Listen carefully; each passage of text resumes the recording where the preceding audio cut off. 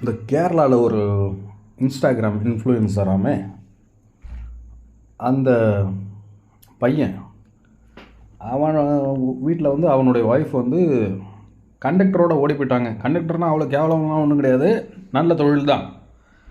ஆனால் இந்த லேடி அந்த கல்யாணம் ஆகி 2 வருஷம்தான் ஆகுது, இதுக்கே லவ் மேரேஜாம்.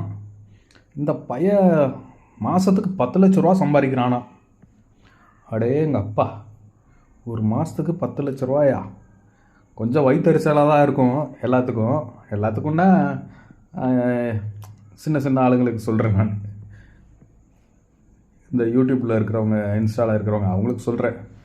எல்லோரும் ஒத்துக்குவாங்க வயிற்றுச்சல்ன்ட்டு, சரி பரவாயில்ல.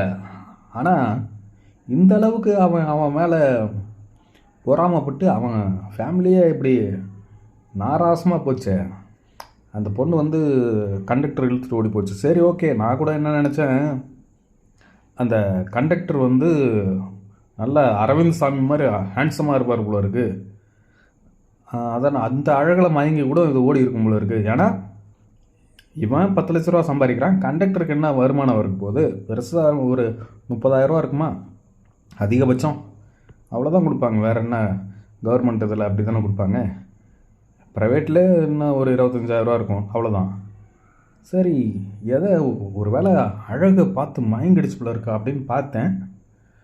அப்புறம் அந்த கண்டக்டருடைய ஃபோட்டோ ஒன்று வெளியில் வந்துச்சு. அதை பார்த்துட்டு பேனா எடுத்து என் கண்ணை நானே குத்திக்கலாமா அப்படின்னு தோணுச்சு. சரி பரவாயில்ல, உருவ கேலி பண்ணக்கூடாது. இருந்தாலும் எதுக்காக சொல்கிறேன்னா, அந்த பொண்ணு இந்த பையனே எவ்வளோ நல்லா இருக்கான் பார்க்குறதுக்கு, நல்லா சம்பாதிக்கிறான், நல்லா ஜாலியாக இருக்கிறான், ஜோவியலாக இருக்கிறான் அப்படின்னு சோஷியல் மீடியாவில் இருக்குது. பார்வைக்கு அவன் நல்லா இருக்கான், அவ்வளோதான். நல்லா சம்பாதிக்கிறான், இது ரெண்டும் உண்மை. அவனுடைய கேரக்டரை பற்றி நமக்கு தெரியாது, அதை விட்டுருவோம்.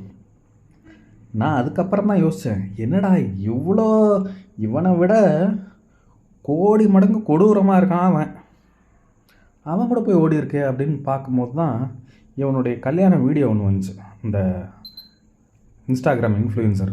அதில் கல்யாணத்தன்னைக்கு இந்த பக்கம் அந்த பக்கம் கேமரா வச்சு வீடியோ வியூஸ்க்காக கிரிஞ்சு அவ்வளோ கிரிஞ்சு பண்ணி வச்சுருக்கான். என்னமோ இப்படிங்கிறான், நான் வேறு பொண்ணை பார்க்க மாட்டேன், மெசேஜ் பண்ண மாட்டேன். அதை பார்க்கும்போது எனக்கே சரியான கடுப்பாகி போச்சு. ஏன்னா இவ்வளோ கிரிஞ்சு பண்ணி வச்சுருக்கேன், வியூஸ்க்காக இப்படி கிரிஞ்சு பண்ணுறேன்னா அப்போ அந்த பொண்ணுடைய வாழ்க்கையில் என்ன கிரிஞ்சு பண்ணியிருப்ப நீ? அது இந்த அளவுக்கு ஒருத்தனை செலக்ட் பண்ணி ஓடுற அளவுக்கு கிரிஞ்சு பண்ணி